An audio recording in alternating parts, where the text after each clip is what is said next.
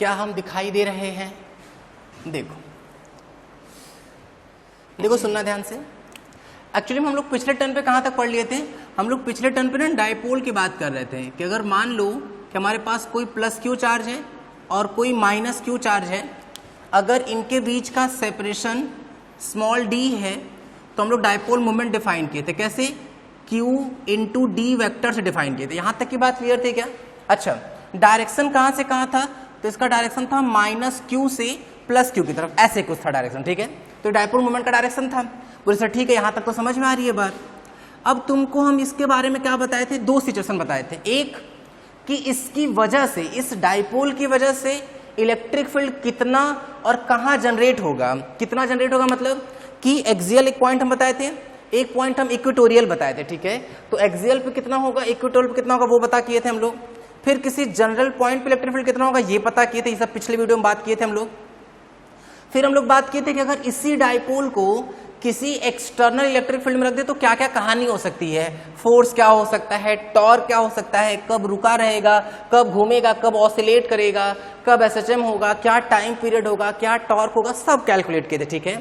अब हम लोग इस टर्न पे ना, इस लेक्चर में ना आगे बढ़ रहे हैं। देखो सुनो ध्यान से, जैसे यहाँ पे हमको क्या बात करनी वो सुन लो। जैसे अगर एक कोई डायपोल लेना, इस तरह से एक डायपोल है, उसको हम किसी इलेक्ट्रिक फील्ड में रख रहे हैं, किसी एक्सटर्नल इलेक्ट्रिक फील्ड में, तो ना अब हम लोगों को इसकी वजह से आने वाले पोटेंशियल एनर्जी की बात करनी थी, पोटेंशियल एनर्जी की बात करनी थी। लेकिन मेन बात तो ये था कि अभी तक हम लोग इस चैप्टर में तो पढ़े ही नहीं थे पोटेंशियल एनर्जी, तो हम ना इस टॉपिक को भी स्टॉप कर रहे हैं यहाँ पर। जब हम लोग पोटेंशियल एनर्जी टर्म को समझ जाएंगे अच्छे से, तो हम लोग वापस इलेक्ट्रिक डायपोल पे आएंगे और फिर हम लोग कैलकुलेट करेंगे कि किसी एक्सटर्नल इलेक्ट्रिक फील्ड में अगर कोई डायपोल रख दे तो पोटेंशियल एनर्जी क्या होगा, कितना होगा, किस एंगल पे क्या होगा, उसकी बात करेंगे, ठीक है। तो अभी हम लोग इस टॉपिक को स्टॉप कर रहे हैं, रोक रहे हैं। डायपोल की बात कहाँ तक कर ली, हम फिर रिवाइज करा रहे हैं। डायपोल क्या होता है वो पता लगाएं, डायपोल की वजह से फील्ड कितना होगा वो पता लगा चुके हैं। डायपोल अगर किसी फील्ड में, किसी इलेक्ट्रिक फील्ड में रख दे तो उसके साथ क्या क्या कहानी की वो बात कर चुके हैं। केवल एक चीज बचा हुआ है, डायपोल किसी यूनिफॉर्म इलेक्ट्रिक फील्ड में रखें तो पोटेंशियल एनर्जी कितना होगा, ठीक है। तो ये टॉपिक हम लोग बाद में पढ़ेंगे। तुम अपनी कॉपी में ना यहीं से कंटिन्यू करते रहो, मतलब तुमको ना कोई भी पेज छोड़ना नहीं है कि क्या सर कोई पेज छोड़ना है क्या, बोले नहीं, पेज नहीं छोड़ना है, तुमको बस इसी जगह से कंटिन्यू करते रहना है। जैसे हम लोग पोटेंशियल एनर्जी को समझ लेंगे तो वापस यहीं पर आएंगे, ठीक है। सुनना ध्यान से। तो टॉपिक नेम लिख लो। अब हम लोग स्टार्ट करने जा रहे हैं क्या, पोटेंशियल एनर्जी। अच्छा, क्या ये नया टॉपिक है? बिल्कुल बोले नहीं, ये हम लोग 11th में सीख चुके हैं। ये वैसे ही कुछ बात करेंगे। कब सीखे थे? तब सीखे थे जब हम लोग स्प्रिंग फोर्स पढ़ रहे थे, तो ये पुरानी बातें हैं, ठीक है। तो अब पोटेंशियल एनर्जी में ना हेडिंग टाइप का लिख लो, पुरानी बातें। तो हम लोग कुछ पुरानी बातें कर लेंगे, उसके बाद यहाँ पे अब कंटिन्यू करेंगे, ठीक है। तो कुछ पुरानी बातें, कहाँ की पुरानी बातें? ऐसा नहीं कि बचपन की पुरानी बातें याद कर रहे हो कि सर आम तोड़ने जाते थे वो सब कहानी याद करने लगे। 11th की पुरानी बात याद कर रहे हैं, ठीक है। तो सुनना ध्यान से। सबसे पहले पोटेंशियल एनर्जी कब डिफाइन करते हैं तो समझ लो इस चीज को। Potential energy, potential energy are defined only in case of, potential energy are defined only in case of conservative force. Conservative force ये सब कुछ 11th में पढ़ाया जा चुका है, इसलिए तुमसे पहले ही बोले कि हम तुम्हें पुरानी हल्की फुल्की 11th की बातों को रिवाइज कराएंगे, फिर आगे बढ़ेंगे, ठीक है। सुनना, potential energy are defined only in case of conservative force. अब हम लोग अपने सिलेबस के आते हैं, ठीक है। अकॉर्डिंग टू आवर सिलेबस, हम लोगों के सिलेबस के अकॉर्डिंग ना कितने तरह के कंजर्वेटिव फोर्स हैं याद करो एक बार। कितने तरह के कंजर्वेटिव फोर्स थे? 3 तरह के, ठीक है। 3 टाइप के कंजर्वेटिव फोर्स होते हैं। 3 type of conservative force, conservative force are defined. 3 तरह के कंजर्वेटिव फोर्स डिफाइंड होते हैं। बोले अच्छा कौन कौन सा है वो, उस पर बात करते हैं। अब सुनना देखना ध्यान से। 3 तरह के कंजर्वेटिव फोर्स थे, सुनो। पहला, फर्स्ट क्या था? फर्स्ट है स्प्रिंग फोर्स। सेकेंड है ग्रेविटेशनल फोर्स। ग्रेविटेशनल फोर्स की बात करें तो वो कंजर्वेटिव होता है। थर्ड जो अभी हम लोग पढ़ रहे हैं कौन सा, इलेक्ट्रोस्टैटिक्स फोर्स। इलेक्ट्रोस्टैटिक्स फोर्स, ठीक है। फिर से सुनो, हम क्या बताएं कि पोटेंशियल की बात केवल कंजर्वेटिव फोर्स के केस में कर सकते हैं। कंजर्वेटिव फोर्स कितने टाइप होते हैं हम लोग के सिलेबस के अकॉर्डिंग? 3 टाइप है। कौन कौन सा? स्प्रिंग फोर्स, ग्रेविटेशनल और इलेक्ट्रोस्टैटिक्स, ठीक है। अब बात यह आती है कि सर पोटेंशियल की बात तो हम लोग कर लिए कि 3 तरह कंजर्वेटिव फोर्स के केस में करते हैं। अब पुरानी बात में सोचते हैं हम लोग कि अगर याद ही नहीं आ रहा है कि सर ये तो 11th की कैसी बात करते हैं आप, हम लोगों से आजकल का नहीं आता था, 11th की कैसे बात याद होगी? सोच के बताओ कि कंजर्वेटिव फोर्स क्या होता है। तो ये तुमको हम 11th में सिखाए थे, अगर याद है तो बहुत बढ़िया, नहीं याद है तो सुनो ध्यान से। कंजर्वेटिव फोर्स वो फोर्स होते हैं जिनके द्वारा किया गया वर्क डन उस सिस्टम में कंजर्व हो जाता है, इसलिए तुम इसको क्या बोल रहे हैं? कंजर्वेटिव। या दोज फोर्सेज, कंजर्वेटिव फोर्स का डेफिनेशन भी बन सकता है, those forces whose work done does not depend upon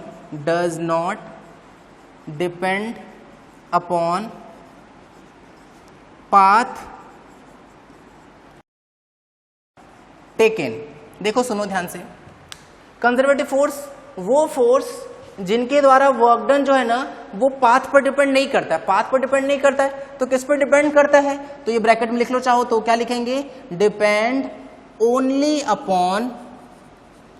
only upon initial and final point. अभी एग्जांपल देते हैं, क्लियर हो जाएगी ये बात। इनिशियल एंड फाइनल पॉइंट, ठीक है। जैसे मान लो कि हम बोले कि हमको किसी ऑब्जेक्ट को, ऐसे समझो कि सरफेस है, कोई ऑब्जेक्ट यहां रखा हुआ है ए पर, ठीक है, और उसको हम लेके गए कहां पे? बी पर। कैसे लेके गए? तो बोले ऐसे लेके जा रहे हैं, ए से बी की तरफ, ऐसे लेके गए। अच्छा, अब अगर मान लो किसके अपोज में काम कर रहे हैं वो सुनो ध्यान से। जैसे अगर तुमसे बोले कि कोई ऑब्जेक्ट, जैसे मान लो मार्कर है, इस मार्कर को हम ए से बी लेके गए, तो हम हाथ से अपने काम कर रहे हैं कि नहीं? बोले हाँ सर, आप अपने हाथ से काम कर रहे हैं। लेकिन सोचो इस मार्कर पर एक और फोर्स लग रहा है, ग्रेविटेशनल फोर्स। अच्छा, वो कहां लगता है? इसका mg फोर्स कहां लगेगा? हमेशा डाउनवर्ड। बोले हाँ सर, तो देखो अभी हम इसको ऊपर लेके जा रहे हैं तो कौन ज्यादा रहा होगा? बोले हमारे हाथ वाला फोर्स, क्योंकि वो ऊपर लग रहा था और ये मार्कर ऊपर तरफ गया। बोले हाँ सर गया। लेकिन mg फोर्स कहां लग रहा था? नीचे। और अभी हम तुमको क्या सिखाए हैं कि mg फोर्स कैसा फोर्स होता है? ग्रेविटेशनल फोर्स होता है, ठीक है। तो अगर हम ए से बी ऐसे लेके जाएं, चाहे ए से ऐसे घुमाते घुमाते ऐसे डिकचिक करते हुए यहाँ हम लोग बी पे पहुंचे, ठीक है, तो भी वही कहानी होगी, क्योंकि किस पे डिपेंड करता है? देखो हम क्या लिखवाए हैं, कंजर्वेटिव फोर्सेस वो फोर्सेस होते हैं जिनका वर्क डन पाथ पे डिपेंड नहीं करता, does not depend upon path. किस पे डिपेंड करता? Depend only upon initial and final point. देखो initial point final point same है कि नहीं? मान लो किसी का मन के सर ऐसे लेके जाते हैं तो भी वही कहानी, देखो ऐसे ले गए तो भी वही कहानी, ऐसे ऐसे ऐसे गए तो भी वही कहानी है, ऐसे जाके ऐसे है तो भी वही कहानी है, ठीक है। मतलब ये कोई मैटर नहीं करता है कि पाथ क्या है, बस सिर्फ इस बात पे डिपेंड कर रहा होगा कि इनिशियल पॉइंट क्या है, इनिशियल पॉइंट क्या है और फाइनल पॉइंट क्या है, सिर्फ इस पे डिपेंड करेगा, ठीक है। अच्छा, तो इस तरह के फोर्सेस को हम लोग क्या बोल देते हैं? कंजर्वेटिव फोर्स, ठीक है। एग्जाम्पल में बात करेंगे, देखना सुनना। एक और बात हम बोले, तुम ना हमेशा ऐसे ही पहचानो, जब भी तुमको ये लगे ना कि कंजर्वेटिव फोर्स सर समझ में नहीं आ रहा है तो तुम क्लियर एग्जाम्पल लो जिसके द्वारा किया गया, ये ज्यादा सही निकलेगा, ठीक है। क्या कि वो फोर्स जिसके द्वारा किया गया वर्क डन हमको वापस मिल जाए। समझना, देखो जैसे मान लो ये मार्कर है, इसको हम यहां से ऐसे ऊपर लेके गए, जैसे ही छोड़ेंगे तुरंत जो हम mg फोर्स के अपोज में काम करते वापस मिल गया कि नहीं? देखो फिर से ऐसे था, इसको ऊपर लेके गए, जैसे हम रिलीज करेंगे तुरंत वापस वहीं आ गया कि नहीं? अब समझो, जैसे मान लो बोले कि स्प्रिंग होती है, अगर कोई से स्प्रिंग है, अगर उस स्प्रिंग को ऐसे कंप्रेस किए, जैसे छोड़ेंगे तुरंत ऐसे, वो तो भाग जाएगा वो अलग बात है, लेकिन जैसे ही रिलीज करेंगे वापस अपने नेचुरल लेंथ पे आ जाएगा कि नहीं? या अगर हम स्प्रिंग को कुछ खींच लेंगे तो वापस वहीं आ जाएगा। अब ऐसा नहीं कि सर एकदम भयंकर ही खींच लिए पूरा स्प्रिंग खराब हो गया, एक पर्टिकुलर अगर हम इलास्टिक लिमिट में खींचे तो अगर हम खींचे या कंप्रेस करें तो वापस जैसे ही रिलीज करते हैं वो अपने सिचुएशन में आ जाएगा कि नहीं? अच्छा सर, ये स्प्रिंग फोर्स ग्रेविटेशनल फोर्स तो समझ में आ रहा है क्योंकि 11th में देखे थे। ये कैसे हो रहा है वो देखो, ऐसे समझो मान लो कि कोई दो चार्ज हैं, एक चार्ज है कोई Q1 और इससे बहुत दूर का मतलब हम लोग फिजिक्स में उसको इनफाइनाइट डिस्टेंस बोलेंगे। मान लो Q1 Q2 दो चार्ज हैं, कुछ नहीं लिखा है तो पॉजिटिव मान के चलते हैं, तो दोनों पॉजिटिव चार्ज है, बहुत दूर रखे हुए हैं। अगर हम इन दोनों को ऐसे पास लेके आए तो जैसे ही छोड़ेंगे तो इनके बीच में रिपल्सन होगा कि नहीं, तो ये वापस वहीं पहुंच जाएगा कि नहीं जहां पर था। ये बात समझ में आ रही है। तो इस तरह के केसेस में या ऐसा फोर्स जिसके थ्रू किया गया वर्क डन वापस हम लोग को मिल जाता है, उसको हम लोग क्या बोल देते हैं, कंजर्वेटिव फोर्स बोलते हैं। ठीक है, एग्जाम्पल और समझते हैं। ऐसे समझो, मान लो मार्कर रखा हुआ है, अगर हम इसको ड्रैग करके यहां लेके आए, देखो जैसे मान लो हम दिन भर यही काम करते रहे, खाली ऐसे ऐसे को ड्रैग करना है, ऐसे ऐसे ऐसे ऐसे, तो हम कुछ ना कुछ वर्क डन करेंगे क्योंकि हमारी एनर्जी लूज होती जाएगी। लेकिन सोचो हम ये वर्क किए तो वो वर्क वापस नहीं मिला। देखो, अच्छा ये वर्क किसके अपोज में हुआ, बोलिए फ्रिक्शन। देखो ऐसे किए हैं तो हमारा वर्क डन किसको खत्म करने में क्या, बोले फ्रिक्शन के अपोज काम किया है। तो देखो फ्रिक्शन में अपोज में जो हम काम किए हैं वो वर्क हमको वापस नहीं मिला है। इसका मतलब क्या हुआ कि बोले ये कि अगर कभी भी इस तरह की कहानी हुई कि हम कोई वर्क किए किसी फोर्स के अपोज में और वो वर्क वापस नहीं मिला तो वो नॉन कंजर्वेटिव हो जाएगा। इसका मतलब कि ऐसे भी बहुत सारे एग्जाम्पल हैं जो नॉन कंजर्वेटिव, जैसे फ्रिक्शन फोर्स, एयर ड्रैग, ये सब चीजें जो हैं वो नॉन कंजर्वेटिव में आएंगे। ठीक है, अब समझ गए हम लोग भाई कि कंजर्वेटिव और नॉन कंजर्वेटिव क्या होती है कहानी। क्लियर, हम तुमको फिर से एक बार हल्का फुल्का कंक्लूड कर दे रहे हैं। Potential energy conservative forces case में डिफाइन होता है केवल, कैसे पहचानेंगे, बोले वो ऐसा फोर्स जिसके थ्रू किया गया वर्क डन पाथ पर डिपेंड नहीं करता, केवल किस पर डिपेंड करेगा, इनिशियल और फाइनल पॉइंट पे। फिर हम तुमको तीनों एग्जांपल बता दिए कि हम लोग के 11th-12th की जिंदगी में हम लोग को बस तीन तरह कंजर्वेटिव फोर्स ही पढ़ने, स्प्रिंग फोर्स, ग्रेविटेशनल फोर्स और इलेक्ट्रोस्टैटिक फोर्स। ठीक है, तो ये इस तरीके की बात हुई है। 11th में हम लोग स्प्रिंग फोर्स, ग्रेविटेशनल फोर्स जैसी बात कर चुके हैं। यहाँ हम लोग अब इलेक्ट्रोस्टैटिक्स के लिए वो कहानी लेके चलने वाले हैं। ठीक है, चलो अभी हम पुरानी बात में ही थोड़ा बहुत और ऐड कर रहे हैं। देखो क्या ऐड कर रहे हैं, सुनना ध्यान से, पुरानी बात ही चल रही अभी भी। ठीक है, सुनना, याद करो तो सोच समझ के बताओ हमको, स्प्रिंग की पोटेंशियल एनर्जी कितनी होती है, स्प्रिंग की पोटेंशियल एनर्जी कितनी होती है, याद करो और बताओ हमें। स्प्रिंग की पोटेंशियल एनर्जी सोचो। अब स्प्रिंग की पोटेंशियल एनर्जी भाई याद ही नहीं आ रहा, क्या करें। देखो याद करो, स्प्रिंग की जो पोटेंशियल एनर्जी थी, देखो एग्जांपल के तौर पर तुमको समझाते हैं। मान लो ऐसे कुछ है, ऐसे हम सरफेस बना दिए, ये कोई स्प्रिंग जिसका स्प्रिंग कांस्टेंट है लेट से कैपिटल के, यहाँ पे हम एक ब्लॉक रख दिए हैं जिसका मास है लेट से m। ठीक है, ये अभी अपने नेचुरल लेंथ पर है। ठीक है, अच्छा याद करो तो पहले वर्क डन का फॉर्मूला क्या होता है, वर्क डन का फॉर्मूला तो F vector dot dr vector होता है। अगर हम छोटे से वर्क डन की बात कर रहे हैं लेट से ये dw। ठीक है, ये तो हम लोग को पता था भाई, work done equals to force into displacement, dot product करते हैं। अगर हम बात करें ना छोटा सा वर्क डन कंजर्वेटिव फोर्स के थ्रू, कंजर्वेटिव, तो ध्यान देना, अगर हम इसके केस में सोचें तो कंजर्वेटिव का वर्क डन निकालना है तो फोर्स कौन सा रखेंगे, बोले कंजर्वेटिव वाला, और इनटू क्या कर लेंगे, dr, इंटीग्रेट कर लेंगे तो हम लोग को पूरा वर्क डन मिल जाएगा कि नहीं। अब पूरा वर्क डन का मतलब क्या हो गया कि ये कैपिटल W बन जाएगा कंजर्वेटिव वाला। और याद करो कंजर्वेटिव वर्क डन जो होता है यही वर्क तो उस सिस्टम में पोटेंशियल एनर्जी के फॉर्म में सेव हो जाता है, और वो वर्क डन किसके इक्वल होता था, माइनस ऑफ डेल्टा यू के इक्वल होता था। याद करो ये कहानी हम लोग वर्क और एनर्जी में भी पढ़ चुके हैं। अगर तुम्हें याद आ रहा है तो बहुत बढ़िया, नहीं याद है तो तुम यहाँ से समझ लो इस चीज को, क्या कि कंजर्वेटिव फोर्स का जो वर्क डन होता है वो उस सिस्टम में सेव होता है और वो किसके इक्वल होता है, माइनस ऑफ डेल्टा यू के होता है। ठीक है, अच्छा अब बात करते हैं भाई कि सर डेल्टा यू क्या होता है। सिंपल बात है, किसी भी चीज का चेंज क्या होता है, फाइनल में से इनिशियल को माइनस कर देंगे तो फाइनल माइनस इनिशियल। लेकिन यहाँ तो माइनस का मल्टीप्लाई है, माइनस का मल्टीप्लाई कर लेंगे तो क्या हो जाएगा, आगे पीछे लिख लेंगे, क्या बन जाएगा ये u initial minus u final. ठीक, अच्छा अब देखो बच्चों के दिमाग में जैसे कभी कभी क्या आता है कि वो पोटेंशियल एनर्जी को लेकर डरना शुरू हो जाते हैं। तुम एक बात दिमाग में रखो कि एकदम नई चीज अगर तुम्हें यहाँ ये लग रहा है तो ख्याल ये बात अपने दिमाग में बैठाओ कि पोटेंशियल एनर्जी ना हमेशा क्वेश्चन को काफी आसान करेगा, इतना आसान कि हम लोगों को बार बार इतना लेंदी नहीं सॉल्व करना पड़ेगा, हम डायरेक्ट इनके फॉर्मूले को लगा के सॉल्व कर सकते हैं। ठीक है, हम तुमको यहाँ बताने की कोशिश करते हैं। जैसे यहाँ ध्यान दो स्प्रिंग की पोटेंशियल एनर्जी क्या होती थी? स्प्रिंग की पोटेंशियल एनर्जी तो हाफ के एक्स स्क्वायर होता है कि नहीं, जहां पे के क्या था? के था स्प्रिंग कांस्टेंट और एक्स जो है वो कंप्रेशन या इलोंगेशन था नेचुरल लेंथ से। यहां तक की बात क्लियर है क्या? सुनना, जैसे मान लो तुमसे हम एग्जाम्पल के तौर पर बात करें, एग्जाम्पल हम तुमको बस ये सिखाना चाह रहे हैं ना कि क्वेश्चन में पोटेंशियल एनर्जी या कॉन्सेप्ट की बात करें अगर हम, कि पोटेंशियल एनर्जी का जो कॉन्सेप्ट है ना वो क्वेश्चन को बहुत आसान करने के लिए लाया गया है। क्या पोटेंशियल एनर्जी के बिना काम चल सकता है? बोले हाँ, वर्क डन निकाल लो, लेकिन वर्क डन निकालना कई केस में थोड़ा लेंदी होता जाएगा, तो पोटेंशियल एनर्जी ना उसी क्वेश्चन को काफी आसान करेगा। देखो समझते हैं इस चीज को, सुनना, रखते हैं हम लोग यहाँ पर एक बार, सुनो तो, जैसे एग्जाम्पल तौर पर चलते हैं। मान लो कि हमारे पास ये स्प्रिंग का एग्जाम्पल लेते हैं, मान लेते हैं हमारे पास एक स्प्रिंग है जो एक ब्लॉक से अटैच है, नेचुरल लेंथ पर है, इसका जो स्प्रिंग कांस्टेंट है वो लेट से के ही है, ठीक है।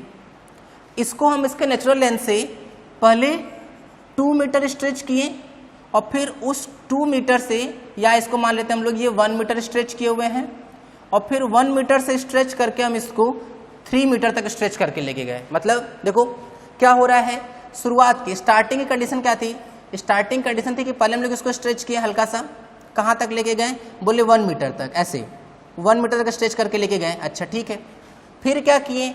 बोले और स्ट्रेच किए, स्ट्रेच करके कहाँ तक लेके गए? बोले ये 3 मीटर तक लेके आए स्ट्रेच करके, ठीक है।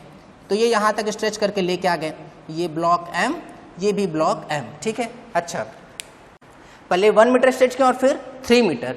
अब तुमसे पूछा गया कि चलो बताओ work done by spring force कितना हुआ। ऐसा करो 2 मिनट के लिए वीडियो रोको और क्वेश्चन ट्राई कर लो।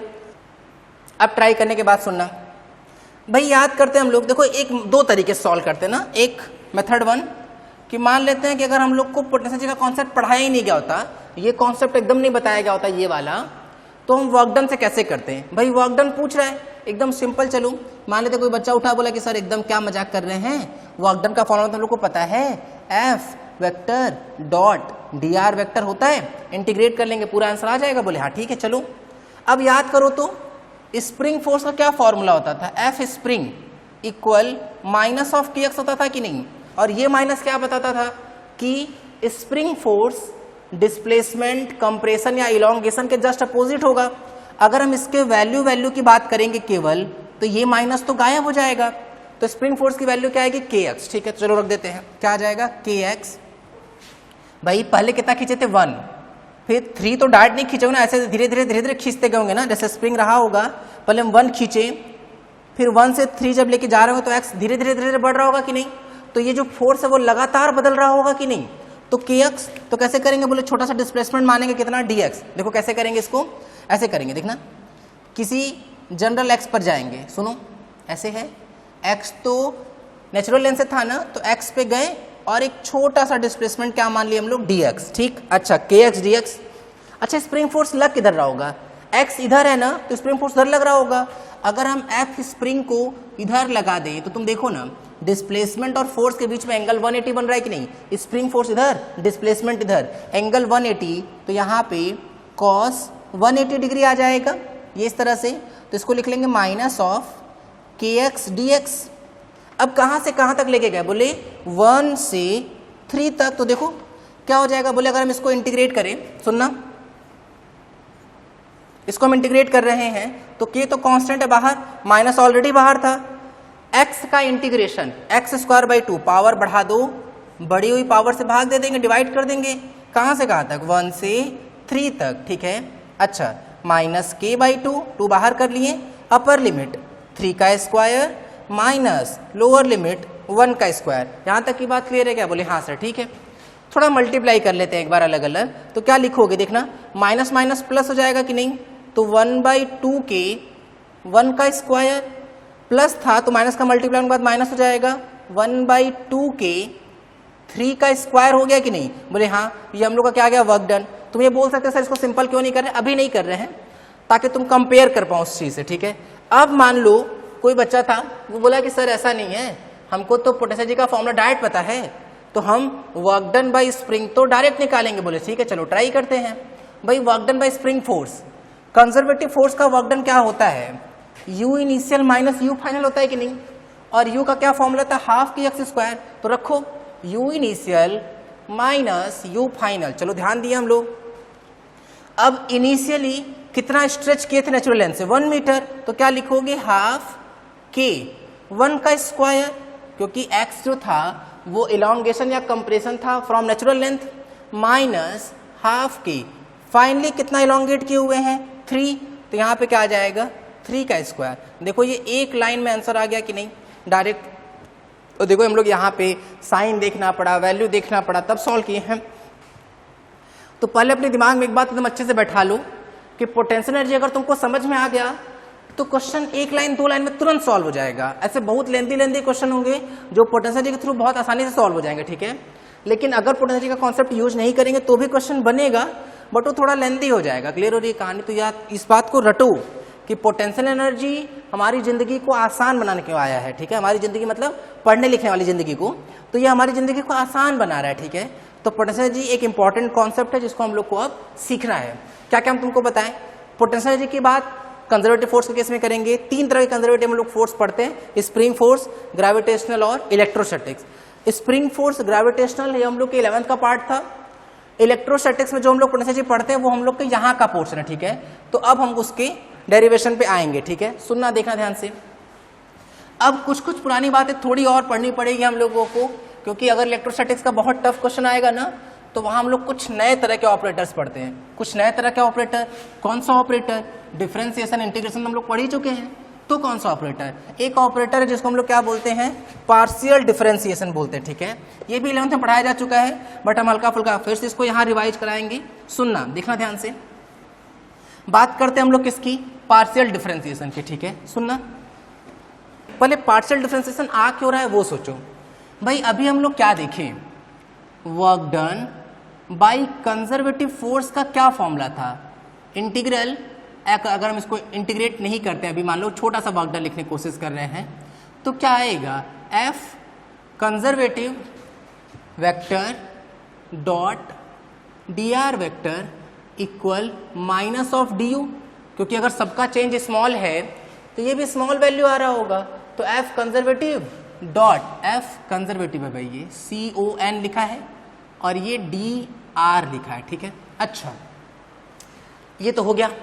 अब अगर हम यहां से तुमसे बोले कि चलो इस पे ध्यान दो, हम बोले चलो आप बताओ कि एफ कंजर्वेटिव आएगा कितना, तो क्या लिखेंगे? Minus of DU/DR। लेकिन फंस गया मैटर, क्यों बताओ? सोचो ध्यान से। एनर्जी कैसी क्वांटिटी होती है? किसी भी तरह की अगर एनर्जी है तो एनर्जी एक स्केलर क्वांटिटी होती है। स्केलर क्वांटिटी इंपॉर्टेंट है भाई, एकदम ध्यान समझना।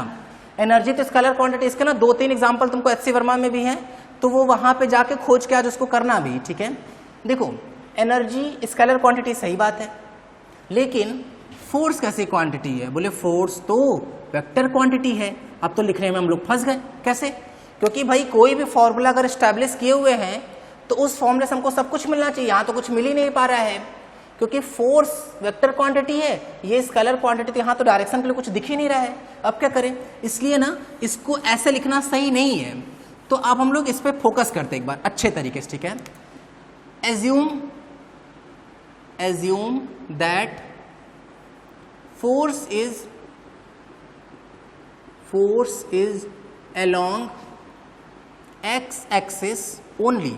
अब समझते हैं भाई, मान लेते हैं एक बार को थोड़ा आसान करने के लिए हम लोग क्या माने कि फोर्स कैसी क्वांटिटी है? फोर्स जो है वो केवल किसके अलोंग है? एक्स एक्सिस के अलोंग है। बोले अच्छा सर, अब ये जो फॉर्मूला वो तो वैलिड है, क्या है? DW conservative equal F conservative dot DX vector. क्यों DX वेक्टर क्यों आ गया? क्योंकि केवल x के अलोंग हम लोग अभी फोर्स को माने हैं, और ये किसके इक्वल है बताओ? Minus of small change in U के। अगर अब हम लोग यहाँ से F कंजर्वेटिव लिखें, F कंजर्वेटिव, तो वो क्या आएगा? माइनस ऑफ DU/dx आएगा, और डायरेक्शन किसके अलोंग हो जाएगा? I कैप के अलोंग, ठीक है। ये तब है when force is along x axis only. अब तो हम लोग को समझ में आना चाहिए। क्या समझ में आना चाहिए? कि बहुत सिंपल बात है सर, ये तो अगर ये x के अलोंग ऐसे लिखे हैं, सोचो अगर x के अलोंग के साथ साथ y के अलोंग भी होता तो क्या लिखते? Minus of DU/dy, j cap आ जाता है कि नहीं? ऐसे ही अगर जेड का लॉन्ग होता तो minus of d you by D Z into के कैप भी आ जाता कि नहीं। इसका मतलब कि अगर हम जनरल बात करें, इन जनरल, ठीक है, अगर जनरलाइज करें इस चीज़ को तो एफ कंजर्वेटिव क्या आ जाएगा, बोले एफ कंजर्वेटिव आ जाएगा minus of del u upon del x i cap minus del u upon del y j cap minus del u upon del z k cap. अब क्वेश्चन ये आता है कि सर ये डेल कहाँ से आ गया, अभी तक तो डी लिख रहे थे, तो समझो डी ना डेल बन जाता है। ये डी को क्या बोलते हैं हम लोग, डी को हम लोग बोलते हैं डिफरेंशिएशन। पूरा पूरा अच्छे से लिखना तुम लोग पहले नाम। इसको हम लोग क्या बोल देते हैं, इसको हम लोग बोलते हैं पार्शियल डिफरेंशिएशन। डी क्या है, डिफरेंशिएशन, डेल क्या है, पार्शियल डिफरेंशिएशन। अच्छा ये कौन सी बात है सर, सुनो ध्यान से, बस अभी हम इसको एग्जाम्पल के थ्रू समझाएंगे, अभी जो समझना है वो केवल समझ लो इस तरह से। अगर मान लो ना कि जब केवल एक ही वेरिएबल होता है, जैसे अगर तुमसे बोले y इक्वल एक्स स्क्वायर, तो यहाँ हम लोग डिफरेंशिएशन करते हैं dy बाई डी एक्स, क्योंकि देखो कितना आ गया 2x, क्योंकि देखो यहाँ पे केवल इंडिपेंडेंट वेरिएबल केवल x है, इंडिपेंडेंट, इसको हम कुछ भी रख सकते हैं। ये भी वेरिएबल है लेकिन x पर डिपेंड कर रहा है कि नहीं, मतलब अगर हम x 2 रख दिए तो y कंफर्म 4 आएगा, कुछ और नहीं आ सकता। x को हम अपने मन से कुछ भी रख सकते हैं लेकिन y जो है वो x पर डिपेंड कर रहा है कि नहीं, इसीलिए वेरिएबल दो तरह के होते हैं। दिमाग लगाओ, थोड़ा ध्यान सुनो इस सब चीज़ों को, थोड़ी नई नई चीज़ें आ रही हैं। इंडिपेंडेंट वेरिएबल मतलब अपने मन से कुछ भी पुट कर सकते हैं, डिपेंडेंट वेरिएबल क्योंकि वो उस x पर डिपेंड कर रहा है, ठीक है।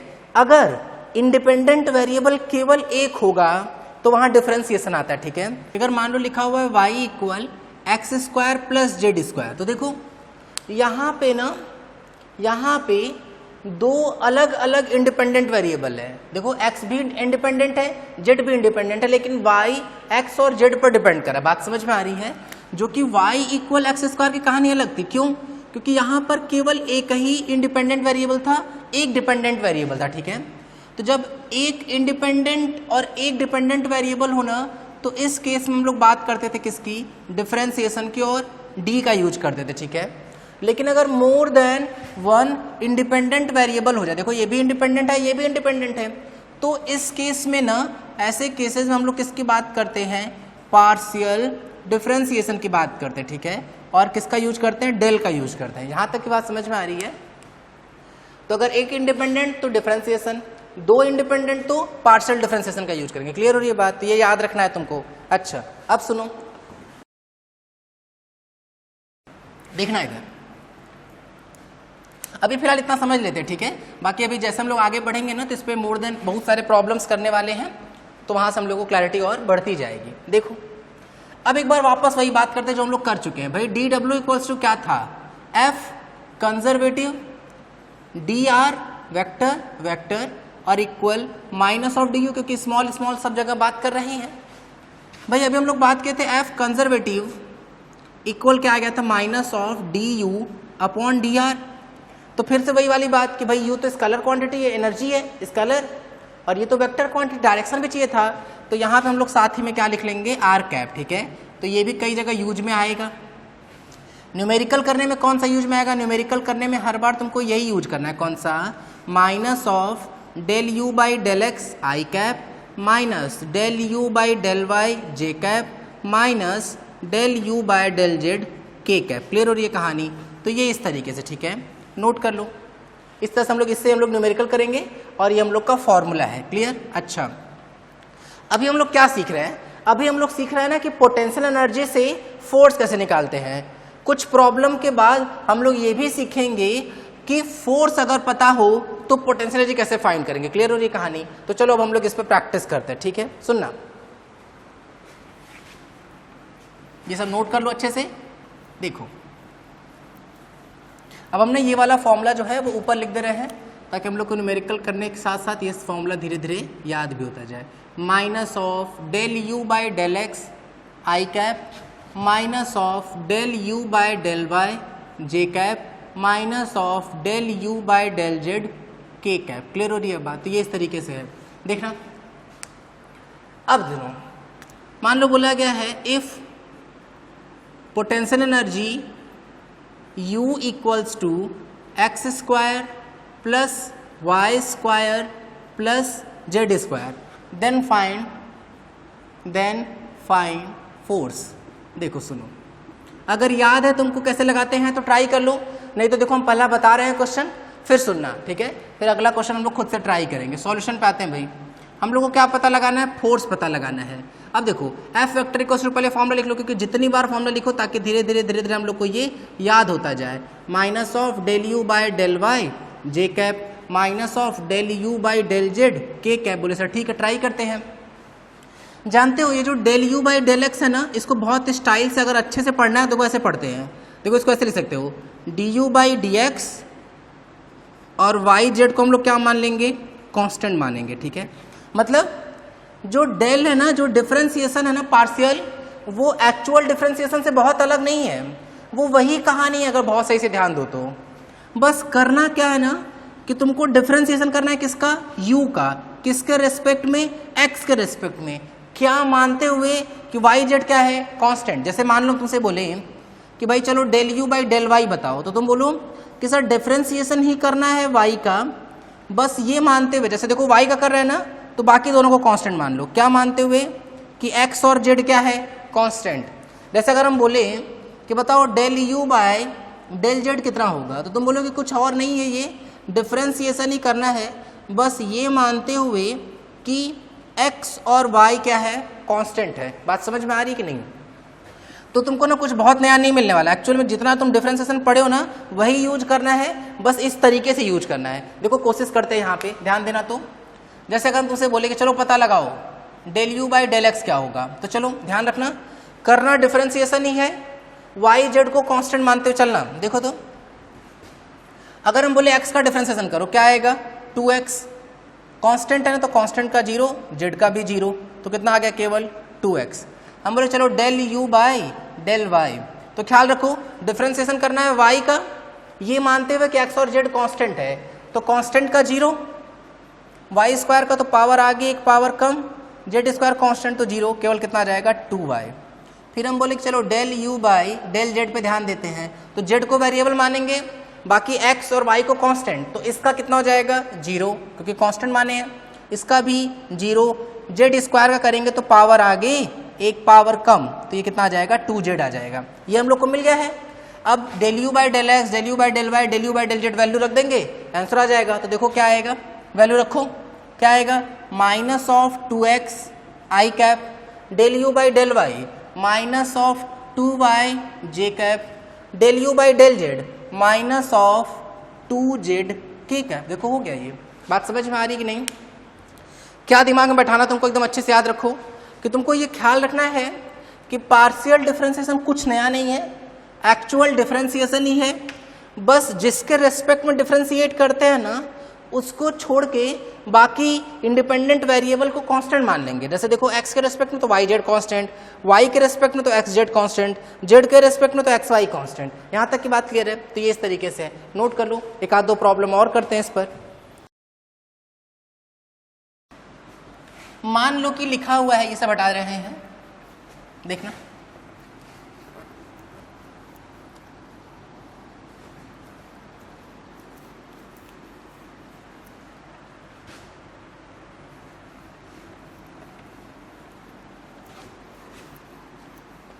देखो मान लो बोला गया है if potential energy U equals to x y z, तो हम लोग को पता लगाना है कि फोर्स कितना होगा। 5 मिनट के लिए वीडियो रोक के क्वेश्चन एकदम ढंग से ट्राई कर लो। पहले ट्राई कर लिए क्या? अब ट्राई करने के बाद सुनना भाई, फोर्स का फॉर्मूला ये रहा, तो बारी बारी पहले पता लगाते हैं। क्या पता लगाते हैं? Del u by del x, x के रेस्पेक्ट में डिफरेंशिएट करना है, वाई जेड को कांस्टेंट मानना है, तो x के रेस्पेक्ट में चलो डिफरेंशिएट करते हैं। y z कांस्टेंट अभी मल्टीप्लाई में है, तो y z वैसे ही चुपचाप सुधार लेंगे, x का डिफरेंशिएशन तो 1 आ जाएगा। अगर हम बोले कि चलो del u by del y पता लगाना है, तो y वेरिएबल x और z कांस्टेंट, तो जो कांस्टेंट उसको वैसे रहने देंगे, y का डिफरेंशिएशन तो 1। हम बोले del u by del z, x y को कांस्टेंट, तो कांस्टेंट को छोड़ देंगे, तो कांस्टेंट छोड़ दिए, z का तो 1। अब फोर्स की वैल्यू निकालेंगे। देखो फोर्स लिखो, कितना आ जाएगा? Minus y z i cap del u by del y, देखो क्या आ जाएगा? Minus x z j cap del u by del z minus x y k cap. देखो ये आ गया फोर्स का आंसर। क्लियर हो रही है बात? तो ये इस तरीके से नोट कर लो इसको भी। नेक्स्ट देखो, अब मान लो कि अगर बोला गया पोटेंशियल एनर्जी पता करना है x y plus y z plus z x का, तो बताओ कि फोर्स कितना होगा। अगर पोटेंशियल एनर्जी है x y plus y z plus z x, तो फोर्स कितना होगा। चलो फिर से 5 मिनट के लिए वीडियो रोको और क्वेश्चन एकदम ढंग से ट्राई कर लो। फिर ट्राई करने के बाद सुनना, हर बार करना ऐसे ही है क्या कि पहले एक बार क्या पता लगा लेंगे, एक बार पता लगा लो कि भाई del u by del x कितना है, फिर पता लगा लो कि भाई del u by del y कितना है, फिर पता लगा लेंगे कि del u by del z कितना है और फर्दर सॉल्व करेंगे। देखना सुनना ध्यान से, del u by del x, x के रेस्पेक्ट में डिफरेंशिएट करो, तो एक्स के रेस्पेक्ट में डिफरेंशिएट करना मतलब वाई को कांस्टेंट, तो वाई को छोड़ देंगे। एक्स का डिफरेंशिएशन कितना 1, वाई जेड दोनों ही कांस्टेंट हो गए, तो कांस्टेंट का डिफरेंशिएशन 0 क्योंकि एक्स के रेस्पेक्ट में डिफरेंशिएट कर रहे हैं, प्लस जेड कांस्टेंट है वैसे ही चुपचाप से छोड़ दो। एक्स का डिफरेंशिएशन कितना आ जाएगा 1। याद रखना है ठीक है कि जिसके रेस्पेक्ट में डिफरेंशिएट करते हैं उसकी अगर उसकी पावर 1 है तो उसका डिफरेंशिएशन 1 आता है। चलो वाई के रेस्पेक्ट में डिफरेंशिएट करते हैं एक्स और जेड को कांस्टेंट, तो एक्स कांस्टेंट छोड़ दो, वाई का डिफरेंशिएशन 1। वाई के रेस्पेक्ट में डिफरेंशिएट करना है तो जेड को छोड़ दो, वाई का डिफरेंशिएशन कितना 1 प्लस वाई के रेस्पेक्ट में डिफरेंशिएट करना है मतलब एक्स जेड कांस्टेंट, ये कांस्टेंट हुआ तो इसका तो 0 ही आ गया। फिर देखो अब del u by del z की बात करते हैं, जेड को रेस्पेक्ट में डिफरेंशिएट करना है एक्स वाई को कांस्टेंट, तो एक्स वाई का कांस्टेंट तो 0 प्लस वाई कांस्टेंट तो उसको छोड़ दो, जेड का differentiation 1 plus z x, x को हम कांस्टेंट माने तो एक्स को छोड़ देंगे, जेड का डिफरेंशिएशन कितना आ जाएगा 1, तो ये बेसिकली कितना आया वाई प्लस जेड, ये कितना आया एक्स प्लस जेड, ये कितना आया एक्स प्लस वाई। ठीक है, तो अगर हम लोग फोर्स कैपिटल एफ लिखें तो क्या है भाई minus of del u by del x मतलब minus of y plus z i cap. फिर क्या है, अब देखो del u by del y कितना है minus of x plus z j cap.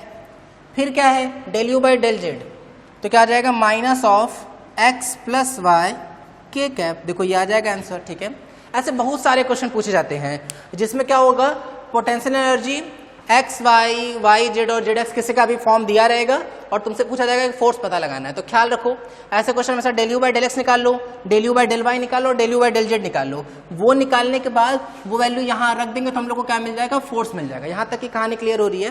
तो अभी हम लोग क्या सीख रहे थे बताओ, अभी हम लोग सीख रहे थे कि पोटेंशियल एनर्जी से फोर्स को कैसे निकालते हैं। फिर उसके बाद अब हम लोग क्या सीखेंगे, अब हम लोग ट्राई करते हैं कि अगर फोर्स पता हो तो पोटेंशियल एनर्जी कैसे फाइंड करते हैं। ठीक है, सुनना अब देखो ध्यान से, चलो उसको हेडिंग टाइप का ही बना लेते हैं हम लोग ना। सुनना, इस पे प्रैक्टिस करना भाई, हमको फिर से बता रहे हैं वही बात कि एचसी वर्मा में इस पे बेस्ड क्वेश्चन दिया हुआ है तो उसको खोजेंगे और खुद से ट्राई करेंगे। 2 या 3 क्वेश्चन है इस पर बेस्ड। ठीक है, चलो देखो फाइंडिंग ऑफ, ऐसे हेडिंग टाइप का लिख लो, finding of potential energy through conservative force, through conservative force. ठीक है, कि अगर कंजर्वेटिव फोर्स पता है तो फिर हम लोग पोटेंशियल एनर्जी कैसे फाइंड कर सकते हैं उस पर बात करते हैं। सुनना देखना ध्यान से, finding of potential energy through conservative force. सुनो वापस वही बात करते हैं ना भाई। फोर्स का फॉर्मूला हम लोग पाए थे, क्या पाए थे बताओ, minus of d you by D R cap था कि नहीं था ये। अच्छा, इससे ना जस्ट पिछला स्टेप फोकस करो, इससे जस्ट पिछला स्टेप क्या लिखे थे हम लोग, डी डब्ल्यू इक्वल्स टू, जहां पे ये कंजर्वेटिव फोर्स का वर्क डन था, f conservative dot D r vector equal क्या आया था, माइनस ऑफ डी यू आया था कि नहीं आया था, ये बोले हाँ सर आया तो था। अच्छा, अब देखो सुनो ध्यान से, अगर हम सही से लिखे तो जो ये डी आर वेक्टर है इसको हम लोग D x i cap plus d y j cap plus d z k cap लिख सकते हैं, क्योंकि ये छोटा सा डिस्प्लेसमेंट है। अगर वो डिस्प्लेसमेंट x के अलॉन्ग उसका कंपोनेंट, उस डिस्प्लेसमेंट का x के अलॉन्ग कंपोनेंट dx है, y के अलॉन्ग कंपोनेंट dy है और z के अलॉन्ग कंपोनेंट dz है, तो हम उस छोटे से dr को dx आई कैप dy j कैप और dz के कैप लिख सकते हैं। और अगर ये वैल्यू हम लोग यहाँ पुट कर दें तो देखो क्या मिल जाएगा हम लोगों को, तो हम लोगों को यहाँ से फॉर्मूला मिलेगा f conservative dot d x i cap plus d y j cap plus d z k cap, ये होगा। अब देखो अगर हम इसको सही से लिख लें तो यहाँ पे क्या बनेगा, माइनस ऑफ डी यू आया कि नहीं, और अगर हम लोग इसको इंटीग्रेट कर लें तो हम लोगों को नेट पोटेंशियल का चेंज मिल जाएगा।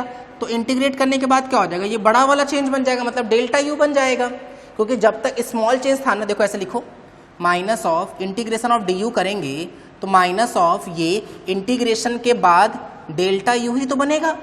अच्छा डेल्टा यू क्या होता है बताओ, you final minus you initial, लेकिन ये आगे माइनस है ना, मल्टीप्लाई कर देंगे तो ये क्या बन जाएगा बताओ, u initial minus u final. यहाँ तक की बात क्लियर है। अच्छा तो ये सब हो गया हम लोग का, एफ कंजर्वेटिव हो गया भाई। तो ना यही फॉर्मूला बनेगा जिसके थ्रू हम लोग क्या होगा कि फोर्स की वैल्यू यहाँ पुट कर देंगे, इंटीग्रेट कर लेंगे, मल्टीप्लाई करने के बाद तो हम लोग को क्या मिल जाएगा, पोटेंशियल एनर्जी का चेंज मिल जाएगा। यहाँ तक की बात समझ में आ रही है। चलो अब इस पर ध्यान देते हैं हम लोग, ठीक है ठीक है यहाँ तक। चलो देखो अब हम लोग ना इस पे बेस्ड एक न्यूमेरिकल करते हैं जिसके थ्रू हम लोग को ये क्लियर हो जाएगा कि इस पर बेस्ड क्वेश्चन कैसे करेंगे। सुनना देखना ध्यान से। मान लो बोला गया है इफ फोर्स की वैल्यू हम लोग को गिवन है, if capital F equals to 2x i cap plus 3y square j cap, मान लो ऐसा कुछ लिखा हुआ है, ठीक। और हम लोगों से ना दो पॉइंट दिया गया है, ये पॉइंट है ए, एक पॉइंट है बी। यहां से ना किसी चीज को ए टू बी लेके जा रहे हैं, ए टू बी। इनिशियल पोटेंशियल हम लोग को पता है, इनिशियल पोटेंशियल लेट से कितना है 10 जूल। फाइनल पोटेंशियल पता करना है। मान लो ये वैल्यू है 1,1, ये वैल्यू हम लोग को गिवन है कितना 4,5, इस तरह से कुछ गिवन है, ठीक है। अच्छा 1,1 4,5, यू इनिशियल पता है, यू फाइनल पूछा जा रहा है, फोर्स भी गिवन है। अब तुम्हें इस क्वेश्चन को ट्राई करना है, दिमाग लगाओ एक बार, 5 मिनट ले वीडियो रोक के ना क्वेश्चन ट्राई कर लो, फिर ट्राई करने के बाद सुनना। देखो बहुत आसान क्वेश्चन है भाई, अगर तुम इसको फॉर्मूला बेस्ड सोचोगे ना तो भी सॉल्व कर ले जाओगे।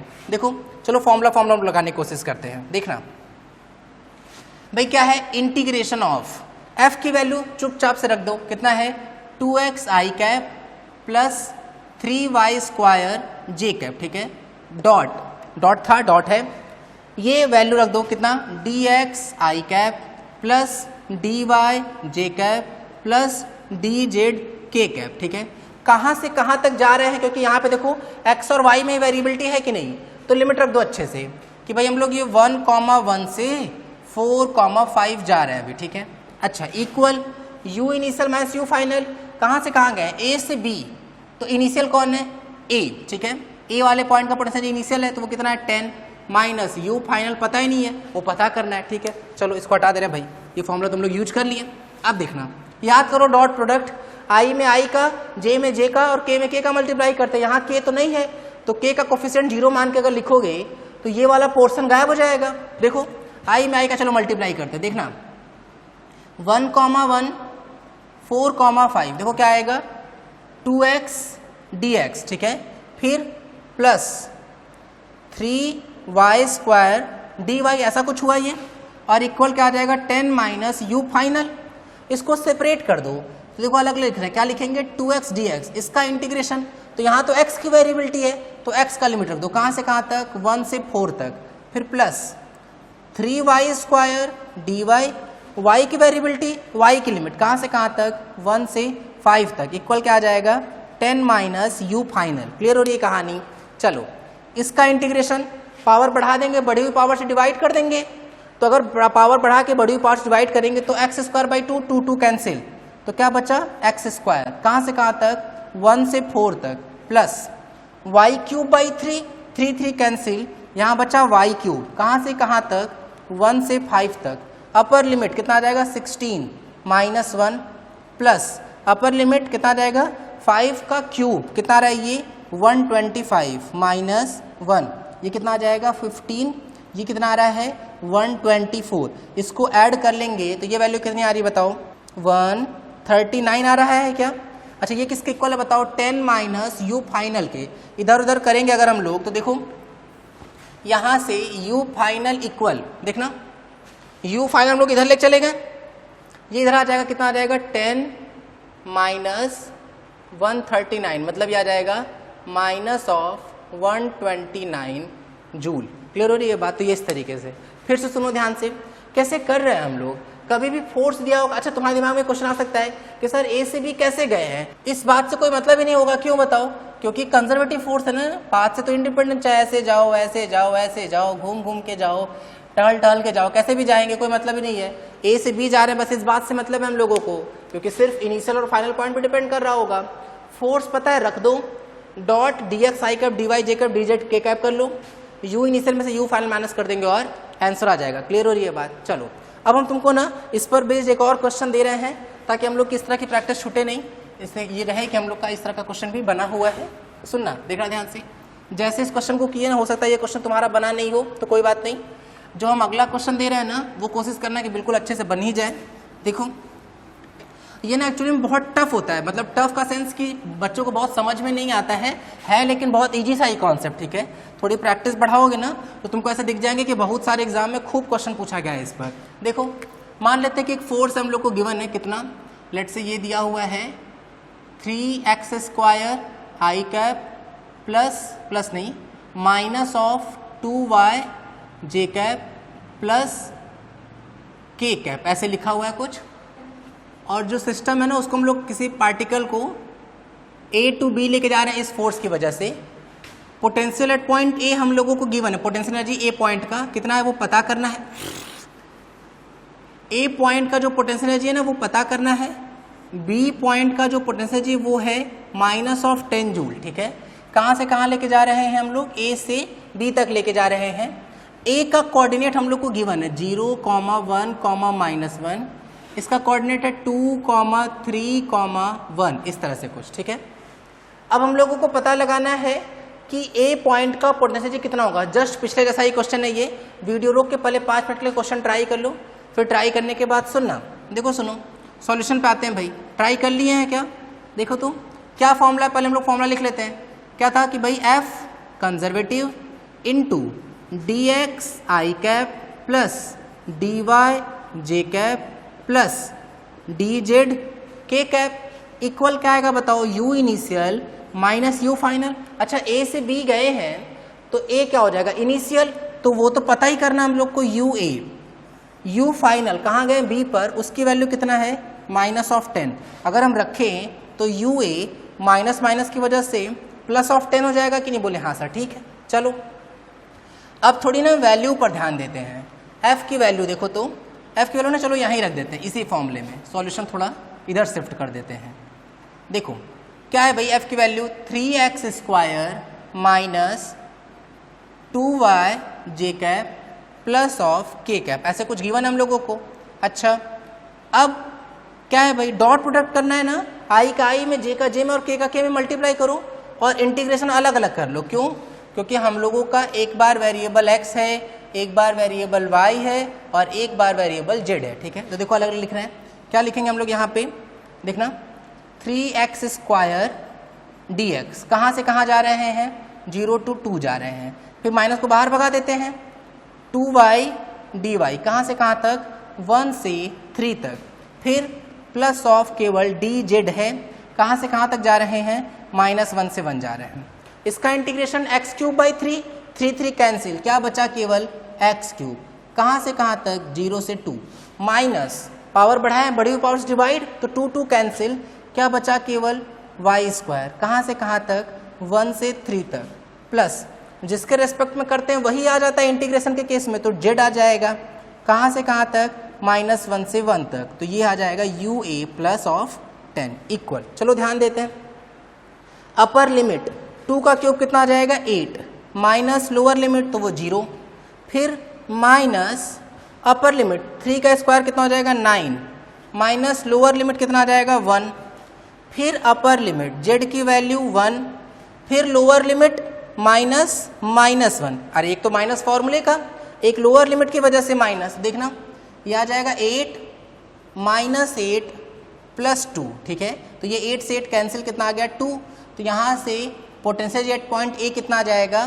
2 - 10, मतलब कितना आ जाएगा? -8 जूल।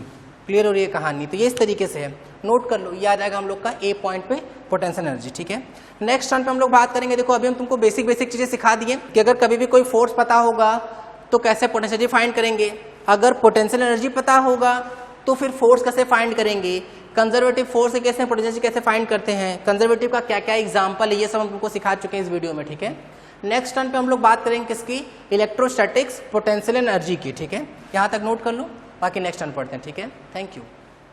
वीडियो पसंद आया तो इस वीडियो को लाइक करें, हमारे चैनल फिजिक्स बिहाइंड एवरीथिंग को सब्सक्राइब करें और इस चैनल को सभी के साथ शेयर करें।